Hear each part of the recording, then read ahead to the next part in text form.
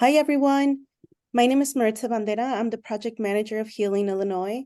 On the heels of Indigenous Peoples Day, we want to acknowledge the land where we stand. We recognize the lands that we now call Illinois are the ancestral homelands of many tribal nations, and we acknowledge the Native peoples from over 100 tribal nations continue to call these lands home. The lived experiences and voices of Native peoples deserve to be heard, and we have a collective responsibility to become aware of and actively address histories of displacement and erasure and the role that Illinois has played in these practices. We begin this event recognizing that Native peoples are not only a part of Illinois history, but are vital to the success and our statewide efforts to advance racial healing. Today's conversation is the official kickoff of Healing Illinois.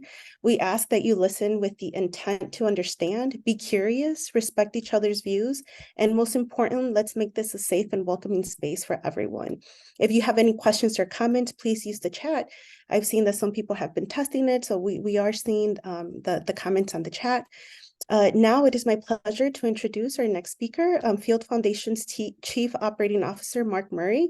Over his 20-year career with the Field Foundation, Mark has held numerous leadership roles and has worked on issues ranging from establishing community schools and violence prevention programs to expanding fair and unbiased community journalism and media outlets. So I'm handing it over to Mark. Hey, good afternoon, everyone. My name is Mark Murray, and it's my pleasure to welcome everyone into this space. Thank you for joining us as we officially kick off the activities as part of Healing Illinois. Healing Illinois is a racial healing initiative of the Illinois Department of Human Services in partnership with the Field Foundation. For many years, the Field Foundation has been a grant maker and a believer in racial justice and racial equity work. We've prioritized funding and support for BIPOC-led and serving organizations. So now what I'd like to do is introduce Field Foundation's president, Daniel Ash. Daniel joined the foundation over a year ago. He previously served as associate vice president of the Chicago Community Trust, and he spent 10 years as vice president of Chicago Public Media. His professional career has been focused on developing and using marketing and communication tools to advance social causes. Daniel? Thank you, Mark, and good afternoon, everyone. I want to begin by expressing how grateful I am to be in partnership with the state of Illinois on such an important initiative. I'm especially thankful for Governor Pritzker, Deputy Governor Grace Ho, and Secretary Quinteiro on supporting and funding such important work. This is the type of work that I believe will bring the Illinois residents together in the spirit to facilitate opportunities to create empathy and healing and connectedness across our state. I'm often asked the question, like, why do I find this work so important? And the response to that question is quite simple. Our democracy, the future of our democracy, I believe, depends on this type of work. We need programming that brings residents together in the spirit of healing, in the spirit of building empathy, because we want to repel the malignancy of othering that so often happens in civic and public spaces. This type of programming, I have found, allows us to not only see the humanity that exists within each of us individually, but it also allows us to see the humanity around us. I also want to sort of underscore an important point that I believe healing programming sort of begets when done properly. I believe that this type of programming, the work that our grantees, the state grantees will be facilitating, creates the opportunity to rebuild civic trust. It's my belief that you need greater amounts of trust in order to actually get to a point where we agree on what's true and what's not true. In order to weave diverse and multiple narratives together, we have to be trustful of one another as residents, as civic participants. So I want to end there, but I also wanted to underscore the point that this is a rare opportunity. Most states, most municipalities, most government agencies do not support this work, and particularly not at the scale that we do so in Illinois.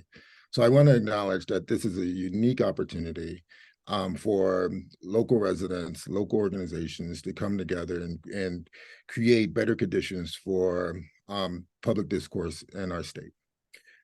With that, I will hand it over to my dear colleague, Maritza Bandera, who will introduce our next speaker. Thank you, Daniel. It is my privilege to introduce the Illinois Department of Human Services Secretary, Dulce Maria Quintero.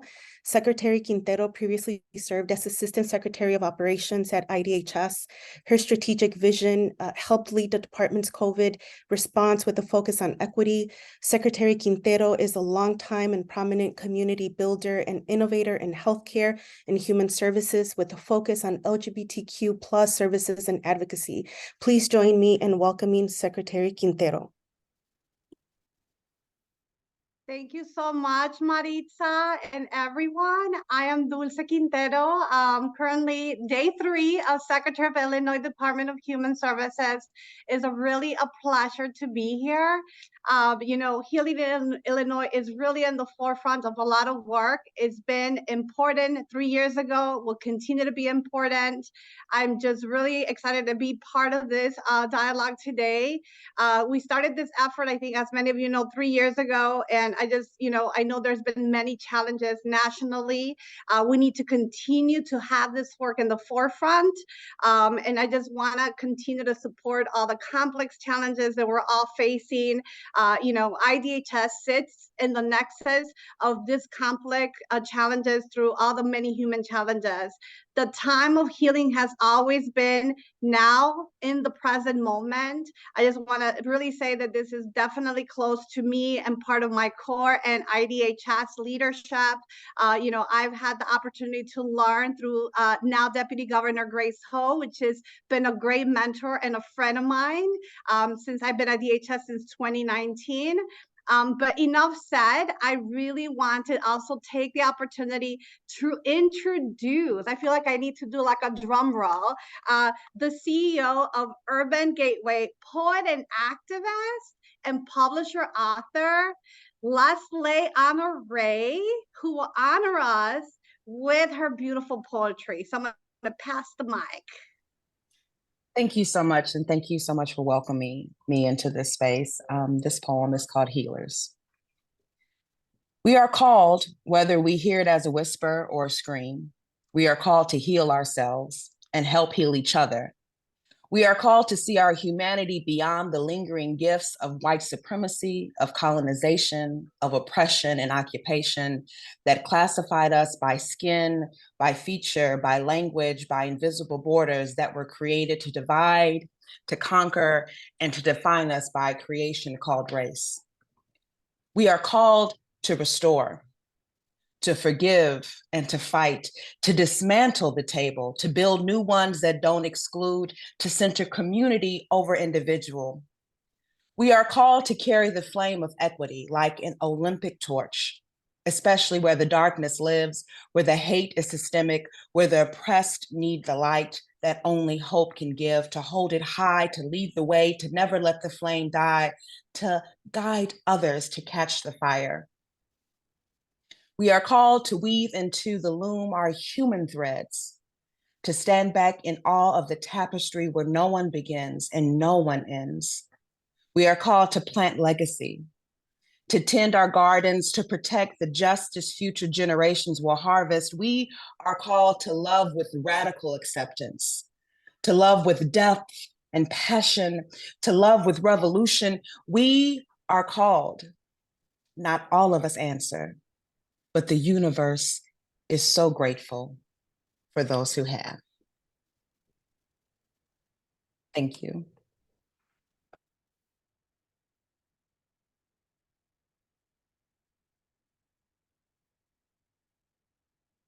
Thank you, Leslie.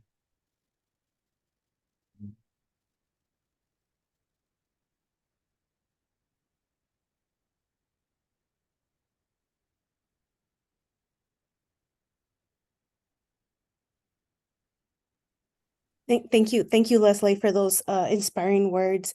I would now like to introduce our newly appointed Deputy Governor Grace Ho. Grace Ho has served under Governor J.B. Pritzker as the Secretary of the Illinois Department of Human Services since March of 2019.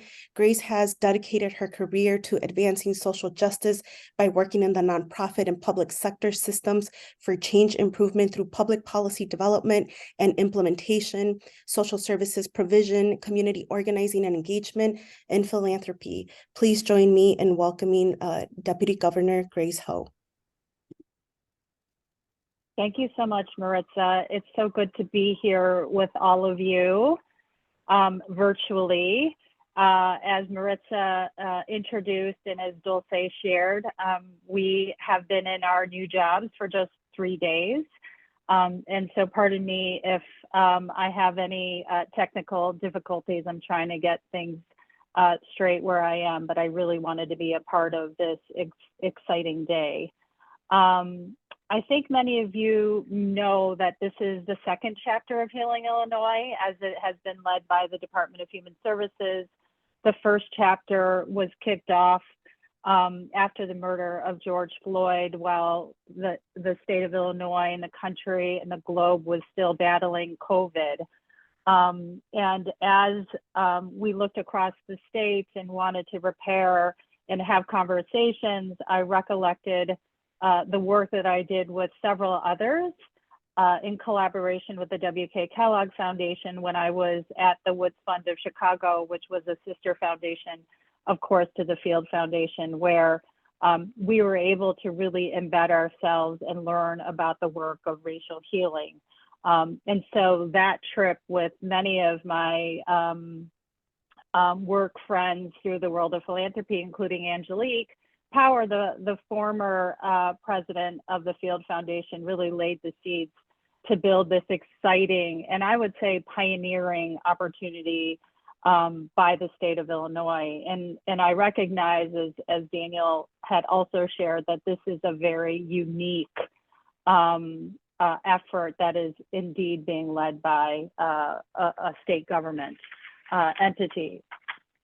There are a lot, the world around us in Illinois and Chicago and across the globe, there is, we find ourselves in a moment where the lines between opinion and fact are sometimes blurred, where the level of disinformation is rampant. That is why conversations like the one we're about to embark on is important.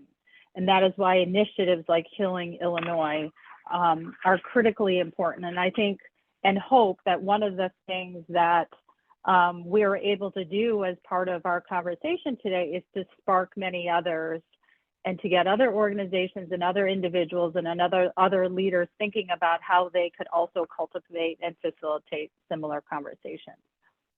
So I'm going to welcome our panelists.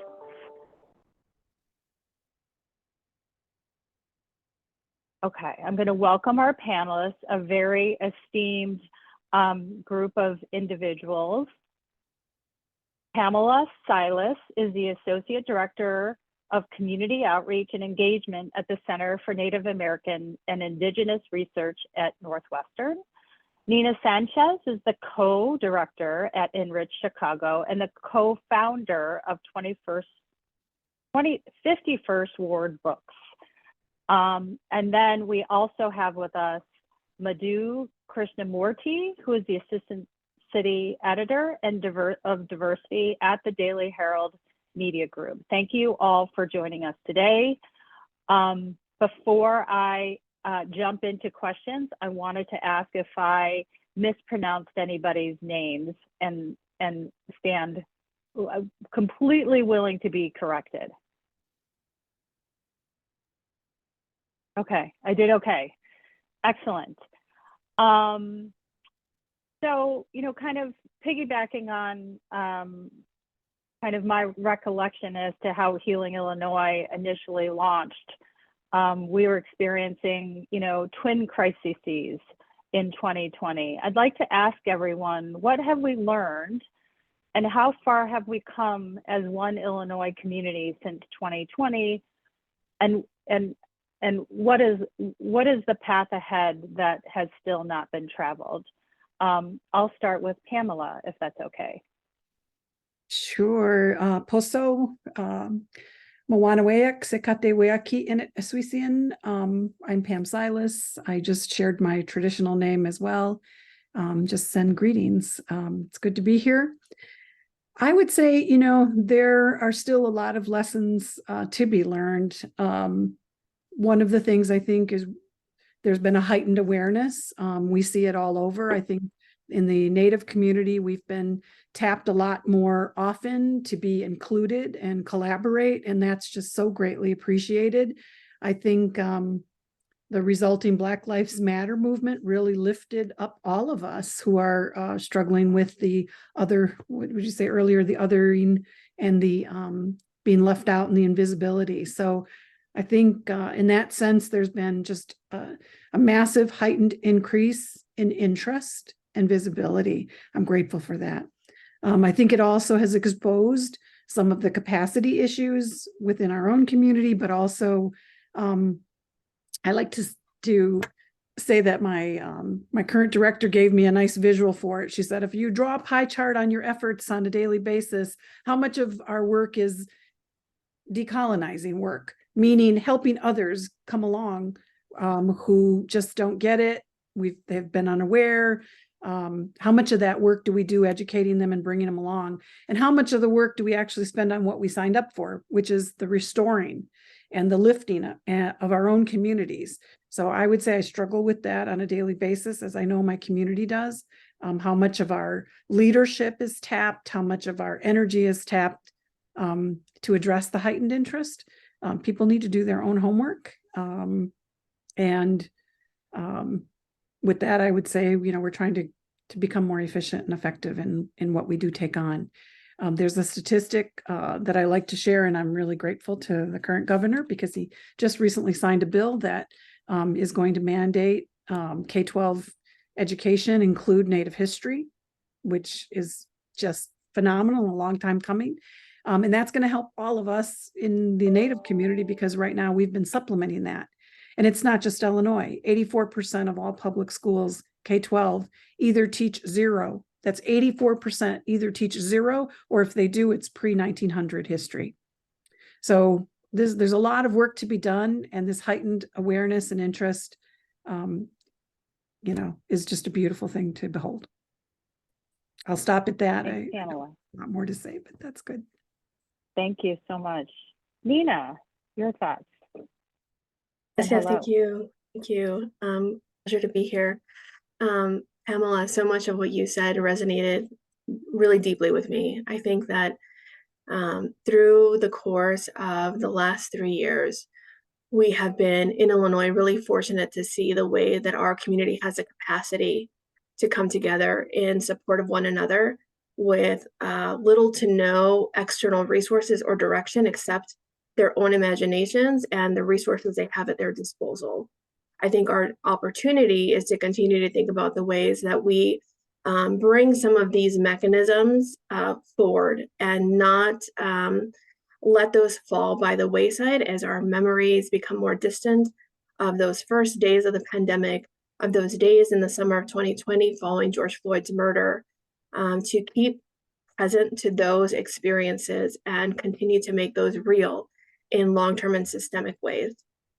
Concurrently, I agree that part of the work that I have really been ruminating on as co-director of Enrich Chicago has been this idea of the ways that we address both sides of the same coin. We know what books were on the bestseller list in summer of 2020. Right, there was a reason those books became #1 on the New York Times bestseller list, and my hope is that people read those and they didn't languish on to-be-read piles. Our opportunity is to continue to think about how do we move those people to action now that we know the words, now that we have some sense of the frameworks and the history of these ideas in our own country and society. How can we act to mitigate those? And also, how do we hold those spaces for people who have been on the front lines before George Floyd and will be here on the front lines long after George Floyd? How can we honor that in our own work? and support that in robust ways. Thanks, Nina. Madhu. Hi, thank you for having me. I agree with what Pamela and Nina were talking about in terms of the conversation about racial equity, and the fact that now, 3 years in, it's happening in a lot of different spheres, and that's a encouraging thing, if you will. I mean, it's being talked about in our schools, libraries, in our religious organizations, whether it's churches, mosques, synagogues, and temples. It's a conversation that's being had in various sectors of our society, and that is promising. It's not something that's so alien for people to talk about racial equity post George Floyd. And another thing that we've learned, I think, from the pandemic, which even though it's not heightened at the moment, we certainly have a greater understanding and appreciation of the health disparities that made things a lot worse for certain communities of color.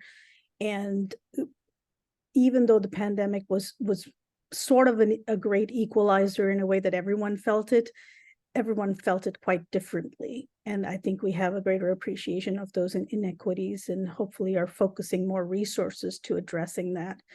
Another thing I wanted to mention was, I know Pamela talked about Native American history. Certainly we've made strides in the areas of teaching the history of different peoples, whether it's improving how we teach Black history, or now incorporating more Asian American history and Muslim American history and LGBTQ history. In the last 3 years, there have been some significant strides towards being more inclusive of that in our school's curriculum. And as an observer and sort of a partner in the truth telling and acknowledgement aspect of your mission, I think it's important to recognize that these efforts have taken place, and certainly more conversations needed in that area.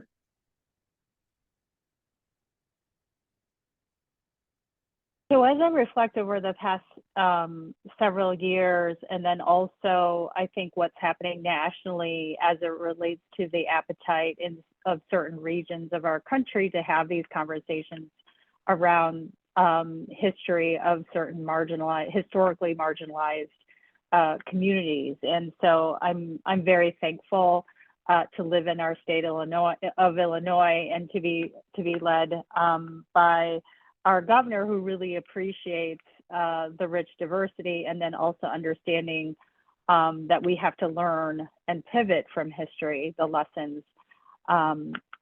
So, you know, for me, there's a lot of noise as it relates to social media. There's a lot of noise in different, I think, corners of this conversation. And it seems to me that sometimes we may be having conversations with our own choir.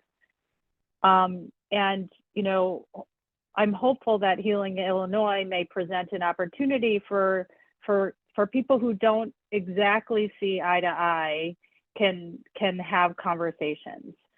And I think even as I say that, it sometimes feels very challenging in this, in where we are currently, where we find ourselves sometimes in echo chambers.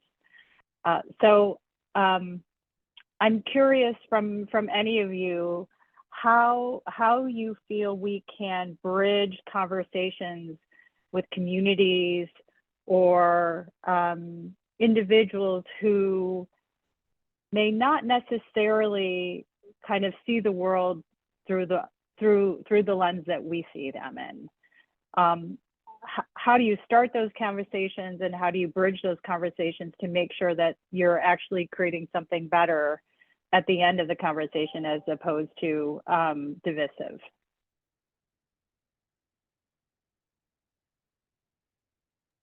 I can speak to that a little bit in reference, particularly to the work. Thanks. I've enriched Chicago. I think that the starting place has got to be a mutual consent to enter into those conversations under a shared set of values and orientations. I think too often when we see these conversations go sideways, it is because we're saying the same words, but we don't mean the same things, right? We don't have a sufficient runway to build the gaps, bridge the gaps between our individual experiences, and we aren't consenting to equal amounts of labor in those conversations.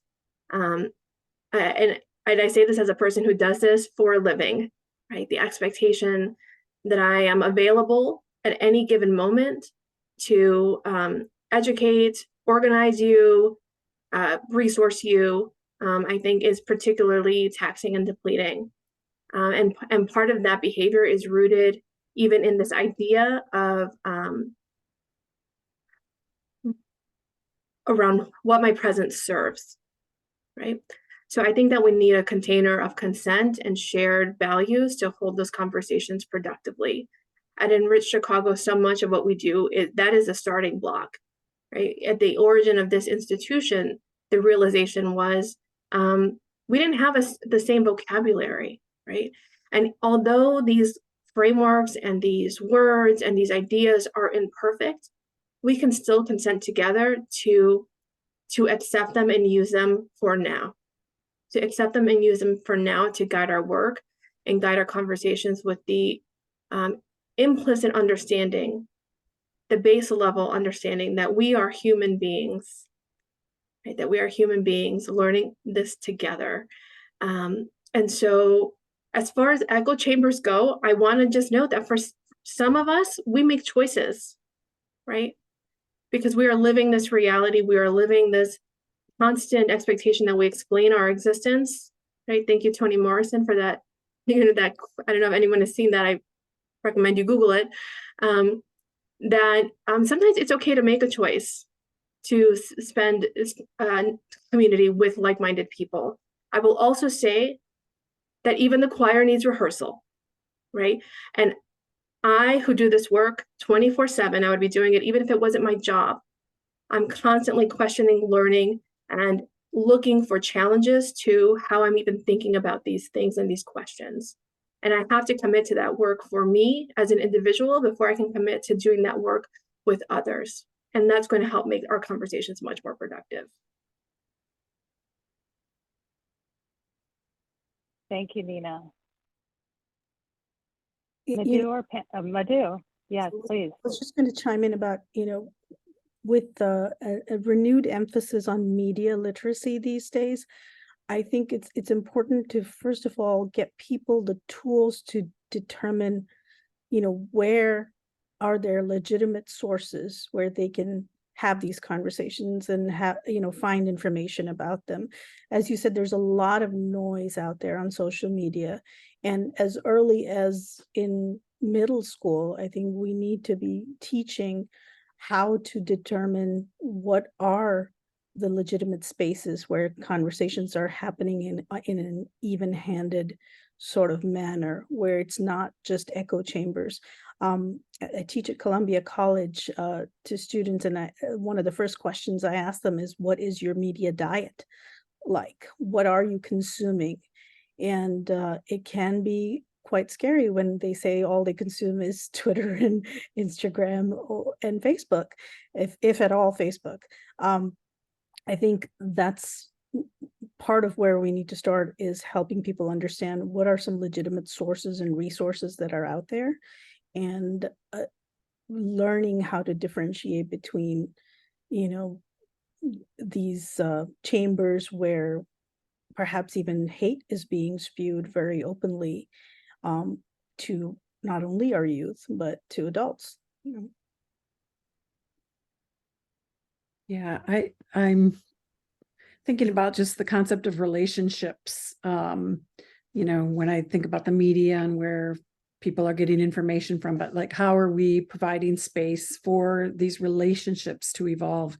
I mean, Zoom is a beautiful thing. It's actually, I was thinking during the pandemic, I saw such a heightened offering of cultural teachings in the Native community. Language classes are online. You can learn how to bead, you can learn how to tan hides, you can learn how to harvest. So many of the traditional teachings that those of us away from our tribal communities didn't have access to do now. And new relationships have formed as a result of it. But you cannot substitute fully that virtual relationship with being together and being vulnerable and helping each other go through the evolution of our own thinking and our own learning. I think about, like, when's the last time I noticed this even in my own world, how diverse is my network anymore? If all I'm doing is speaking to the same people, or, we have to be very deliberate in the work that we do to create spaces, not just to communicate, but to cultivate relationships.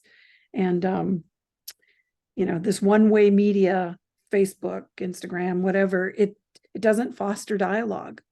And so hurtful things are said and people then get defensive and position themselves.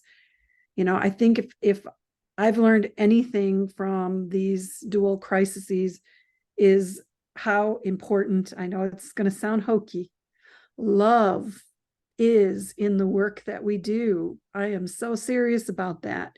And the empathy comes from, you mentioned the word trust, but trust also comes from love. Like, do we appreciate each other? Are we truly listening? And we don't have to be the same. Like, since when do we all need to be homogenous? I think if we celebrate truthfully diversity, it shouldn't dilute who we are. It should bring out the best flavors in us. So I don't know. I think from 30 years ago when I started organizing, dating myself, there was a lot more personal interaction and time spent on relationships than there is today. So Pamela, so many of the things, as well as Nina and Madhu, resonate with me and what's important to me in terms of the way that I walk through life and the way that I walk through my work life in particular. As I think about organizing, Pamela, I think about the one-on-ones, right? Which is a tool for community organizing to build relationships and to build love and appreciation. And I 100% agree that to actually feel the benefits and the richness of diversity, it has to start with love and appreciation and trust. And I'm really proud of the work that we've done at the Department of Human Services in partnership with our amazing Secretary Quintero. We had to do miraculous things, seemingly impossible things during the pandemic. And one of the things that we often say is that without love and trust, we could never have gone as far. Because when you have love and trust, if you fail, it's not about finger pointing, it's about learning lessons and figuring out where you go from here. So I do think it's important to talk about love, and I also think it's critically important to talk about trust as well. So thanks to all of you for your thoughts. So I'm going to pivot just slightly in terms of talking and getting your feedback as to what you think the role of intergenerational dialogue and storytelling and their role in healing generational trauma and fostering a sense of understanding and connection within communities.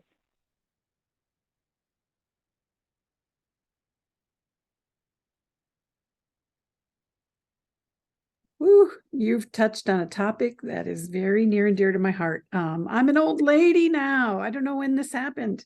But through our life cycles, the work that we do really should change, right? I've been working at the university around some just amazingly bright and young, energetic and visionary people. I've summed it up in this way. In my generation, we got on the microphone with a lot of anger, the bullhorn, right? Low tech. We were angry, and we said we were angry, and we said it was unjust, and it was, discriminatory, and we just expressed that anger. And I feel like the generation that came after us created those names. Nina, you were mentioning this. They actually named it and said, this is systemic racism. This is colonized. This is, settler colonization. Like they had names for this intergenerational trauma. But the new generation, they're not just naming it. They're actually kind of skipping the anger and skipping the naming of it or researching of it. And they're actually doing the restoration work. I see our Native youth planting gardens. I see them, doing language circles. I see them creating alternative economic models, all young people. I see them doing shared culture. I'm so hopeful for what I see in the restoration of our human behavior in the younger ones. I'm really grateful for that. So what I feel like my work is at this point in time is, of course, I'm a grandmother, and I have to impart what we call original teachings to my grandchildren: respect, love, humility, all those things that cross the universe. All of us as human beings are trying to do it. And then I also feel like my role as a leader and an organizer, I have to start supporting and not competing with and not criticizing the generation coming up behind us. That, Western culture somehow created hierarchy for elders and an older generation. And I know we still have a lot of life left in us and feel like we can conquer the world. But the truth is, we had our day, and we really need to take a new role, which is to really allow some space, encourage, and support and get behind some of this new innovation that is coming out. There is definitely hope. I see so much of it. So I'm passionate about that. I've been doing a workshop called Restoring Intergenerational Relationships for this very reason. Some of our old time organizers need to stop yelling in the microphone and support the great work that I see is going on out there. I appreciate you lifting up and coming leaders, but I would not say that you are past your prime at all, Pamela. Madhu or Nina, do you have anything to add? Madhu? I was just going to say, as much as it's important to recognize that generational trauma, as you were talking about, it's also, I think, important to recognize generational prejudice that just keeps carrying on in the newer generations that are coming up. I mean,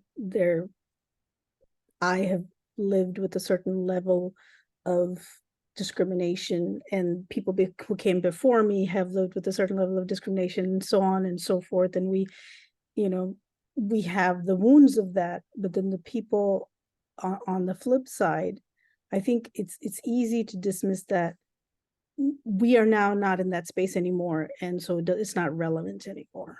But I think if you stop recognizing that there is a connection between our history and where we are now, you are going to repeat some of those same mistakes as we talked about earlier. It's recognizing the trauma the African-American community has gone through and other immigrant communities have gone through before, and preventing that from happening again. Because we're not in a safe place just because we've had a Black president. We're not in, we haven't gotten over the hump just because there have been some trailblazing achievements. And you hear this all the time. Some people generally kind of dismiss that there is even racism today.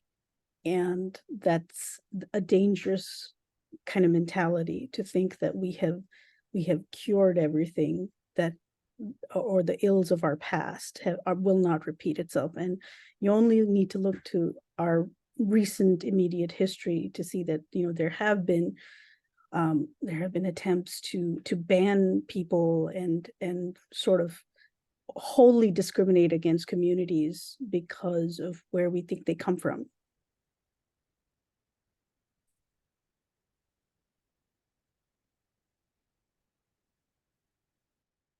I think that what Pamela and Madhu shared, I I receive it as even more of a provocation to consider how our organizing spaces are countercultural spaces where we have an opportunity to lift up our cultural heritage. In the United States, it's a very youth-oriented culture. Right? How can we make our organizing spaces places where we exist and relate to each other differently? Right? Setting that aside to honor and respect our elders, and that does not mean that then we defer to elders on everything, right? But I consider my own cultural heritage, and recent travels back to Mexico and being out and about, and every restaurant is arranged so that children can be there, are expected to be there, and the abuela is there, and people are running amok on the plaza in the city square at all hours. And although I don't want to keep my own kid up past 7:30 most nights because I'm tired, it is joyful. And so how can we use those organizing spaces to connect to that joy, connect to that learning, and not veer too much in either direction to say, this orientation to organizing in our work has been shaped and molded by trauma, therefore cannot serve us, and that we don't say the young people are going to save us, right? How can we come together and consider those spaces as our opportunity to think about what we can change right now, right? And not default to our children will fix this, and not default to our elders can't fix this, but to strongly consider what can we do right now to work like hell to bequeath to my child a world better than the one I came into today, not 10 years from now, not 20 years from now. Absolutely. What can we all do now? I think that we have some folks who are listening and watching who have some questions of their own that they'd like to pose to the panelists. I believe we have Dr. Hughes with some comments or a question.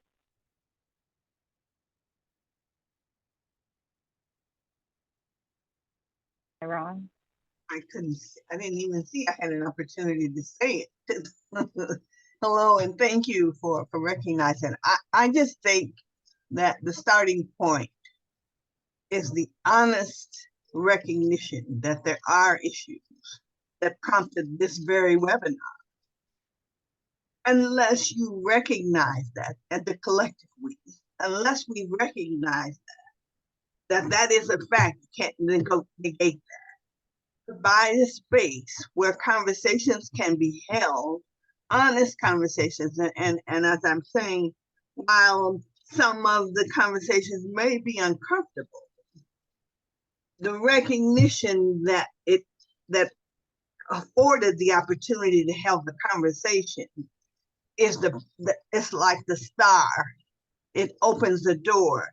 And I think that when people see that you recognize that there is a problem and not whitewash it or revisionist history write it away, that's not going to solve the problem. It's honest conversations with everyone being able to say, this is what I think, or this is how I feel, including the intergenerational input, because the older generation, of which I am a part, you can't pretend that those conversations don't happen at home, because they do. And so they travel with that young person from the time they're old enough to understand what the adults around them are doing. And they emulate and imitate that behavior, even if it's just through osmosis. They get it. And so they carry that with them. And so I think unless and until we just throw down the gauntlet and say, let's have these conversations, even if it's in different communities across the city, provide a space and an agenda and a forum where people can be honest and have those conversations. I don't know if it's small groups or large groups, but I think that's to me, that would be an excellent starting point. And I say that because my parents are multi-generation, ethnically, I'm salt and pepper, okay, is what I'm trying to say. And so there are separate mindsets. And you don't recognize it. I didn't recognize it until I was an adult, but they are. And so I think the healthiest way to address this agenda and for you to move this agenda for it to be meaningful is to think about how to accomplish that kind of environment. And that's my 2 cents. Thank you, Dr. Hughes. Any comments or thoughts from our panelists?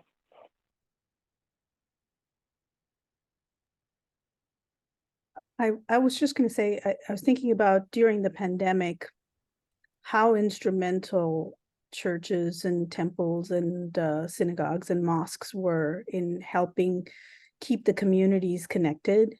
I mean, particularly in the suburbs, I had written about a few such places of worship where they opened their doors to not only, you know, their own community, but people from outside. You know, the Palatine Gurudwara was serving food to people from outside their community because seniors were not able to go out to grocery stores and get food for themselves. So it's spaces like these are instrumental in bringing and bridging that gap between different faith groups, and I think it would be helpful to have them included in that conversation. I remember there were, you know, peace circles and other types of initiatives that were part of Healing Illinois' last round of programs, and those kind of spaces I think would provide that safe area where people can talk about these things. You know, perhaps an exchange of ideas over food is a great way to a great way to start. Thanks, Madhu. I thought I saw someone with their hand up named Robin Hood.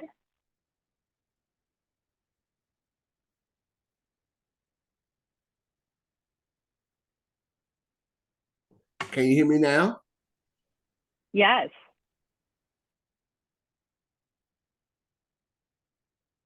Yes, we can. Okay, so this is good to each and every one of you all. She spoke so eloquent, the last speaker, that the last few years I have been teaching lived experience and racial equity, particularly in African American churches, and it have done wonders where people can get to understand. And we've invited every part of our fabric of our communities, from the LGBTQ community to our youth, even into Native Americans. And it have done wonders. That was pre-COVID though. I am anxious to get back into these places of worship, which helped me to bring out more seniors. The seniors need to understand their grandchildren. And until we get them face to face, one-on-ones, lived experience, all these things that you guys have been doing, we can't get them to understand what's really going on and what's happening with their grandchildren and their great-grandchildren. So I just want to give kudos to you all, because this is unusual coming from the state, of any state. And it opens the door for us to connect with this next generation of youth, which got so much power and vigor, and they're quite smart. So if we tap into and get them to lead the conversations on these lived experience that they live at such a young life, we will begin to see change. So I am beseeching, I am begging you all, let's set it up where we can do the faith-based leaders, not just in the Black churches, but in all the churches. Thank you so much. Okay, I think Richard Tran is next. And then we may have just one time for one more before I ask our panelists to close us out. Richard?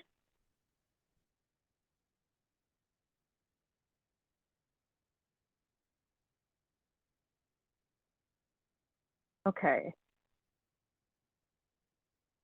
I think Richard said he's all good. So I'm asking facilitators, is there anybody who I should be calling on next? I think you could pass it on to me. Maritza? Okay. Yeah. Okay, sorry, I didn't know who me was. You couldn't see me, sorry. I think there's Okay. a pin picture. It looks like we have one more question. I see that Raul, hopefully I'm pronouncing it correctly, has his hand raised, and then Deputy Governor, then as you were saying, will close out from the panelists, last remarks, and then last remarks from you, and then I'll hand it over to you, Secretary Quintero. Okay.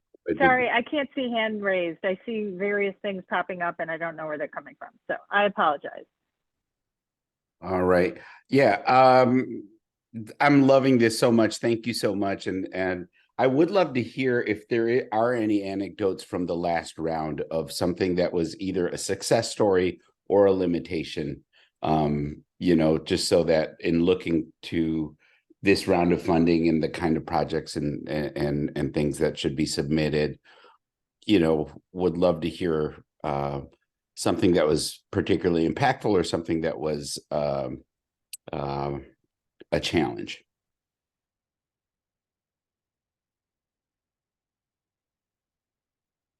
Well, so I would ask our field friends if some of the work that was accomplished through the first set of Healing Illinois grants could be shared in some form. If you haven't already, I think that would be great. I think, okay, so Karenina is saying that there are still, there's still information on the Healing Illinois website, which is great. I think that, I think in terms of challenges, one of the primary differences between where we were in 2020 and now is that we can meet in person.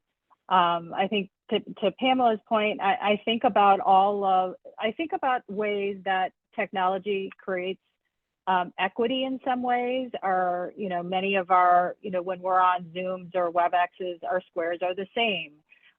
Someone in Chicago can connect with someone in East St. Louis or Cairo, but it can't take the place of sitting across from someone, knee to knee, catching the intricacies of facial expressions and things like that. So I am really excited that we're out of kind of the deepest, darkest days of COVID where people were actually afraid to have larger convenings. So we are in a different place in the pandemic and in a different place with Healing in Illinois. But I think I want to echo what Karenina said. There were so many amazing events that were able to persist regardless of the pandemic. And I think there were certain points that we ourselves were kind of nervous about whether people were going to be able to take the opportunity that the Healing Illinois grants provided, but people are very creative and innovative. I think that we try not to be very prescriptive and to let people make their own decisions as to what can work for their neighborhoods, as well as their blocks or their community organizations. So I think in closing out this panel, I first want to say thank you to Pamela, to Nina, and to Madhu, and I hope that sometime soon we can be in the same physical room. There's so much I know that you all have to share with not only the amazing group that we have here today, but others as well. So my closing question is, For folks who are maybe at the beginning of figuring out how they could facilitate a healing conversation or healing event or healing activity, I think that you shared some nuggets at the beginning, which is creating community agreements and ensuring that spaces are safe. What are some other recommendations that you would have for folks who want to enter in this space or continue in this space? And then to add anything else that you have, making sure that brevity is appreciated as we are running low, or as we are running down the time that we have together. So I'm going to start backwards this time, I think, starting with Madhu, please. Thank you. I certainly like Pamela's idea of making spaces more intergenerational, having a diversity of voices even within these groups that come together to talk about these issues, and not just people from different cultural experiences and backgrounds, but definitely different age groups. So you can share some of that generational history and knowledge and experience, and also learn from the younger generation as well in terms of how they're taking this forward. The way I have seen the last round of initiatives, they were certainly there was a lot of conversations that were being had on racial equity and just this issue of where are we and where do we go from here. And certainly continuing those conversations would be a good idea. Peace circles were one of the things that I noticed, one of the programs that I noticed, and I think that would possibly work well for that kind of generational exchange. As far as my role in this, I would encourage more media partnerships where you actually reach out to the media when you're doing programs like this, so that there can be a broader, you can reach a broader audience essentially, and get more support for your initiatives. Thank you. Thanks. Nina? I think my biggest suggestion is to consider, as you design or redesign your initiatives, is the ways that you make this a practice. That we move away from this idea of one and done, right? I did the healing circle, boom, I'm healed. But that we think about what are some long-term practices we can begin to build out with this opportunity as a starting point. I'm just going to say the word collective. Like, it is so important that the work that we do not get autocratic and very patronizing around serving needs of individuals in healing. I know we talk about even mental health strategies, go talk to a therapist. I know that has a very important role, but there's also a significant role that we play in community and in collective and in circles. And so just be careful that we're not perpetuating autocratic, individualistic methods that we really do. I love, Nina, the picture you painted of the abuelos and the babies. I'm at Northwestern University. You don't get more conservative than that, but our program always has babies and old people, and even has pets. We have dog and cat that comes into our house.